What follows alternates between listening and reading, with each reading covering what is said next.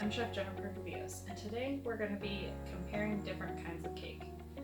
We're going to be comparing them side by side and talking about different ways to use these different cakes. We have 4 cakes. One, which is a carrot cake used with the blending method, which requires liquid fat and chemical leaveners. 2 pound cakes, 1 chocolate and 1 vanilla, which are made using the creaming method.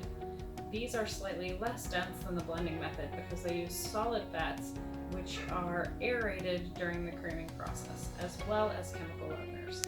And finally, we're going to have our genoise sponge cake, which is made using the warm foaming method, which means that the only leavener occurs when our eggs are aerated. This cake is a much more dry and structurally sound cake. Vanilla pound cake has visible air bubbles from the creaming of fat and chemical leaveners.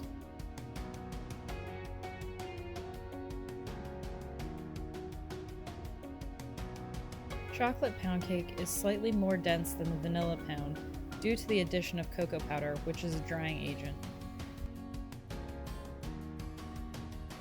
The carrot cake is our most dense and moist cake.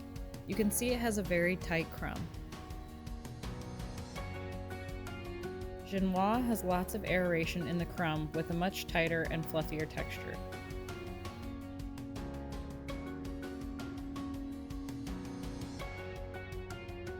The pound cake will be more tender, while the genoise will be more fluffy and absorbent. Here's a slice of pound cake and a slice of genoise side by side. I'm soaking them both with simple syrup. Notice that the pound cake becomes much more dark when soaked, while the sponge cake looks much lighter. This is because the sponge cake has a strong porous structure that absorbs and distributes moisture, while the pound cake has a dense fatty structure that prevents the liquid from being properly absorbed.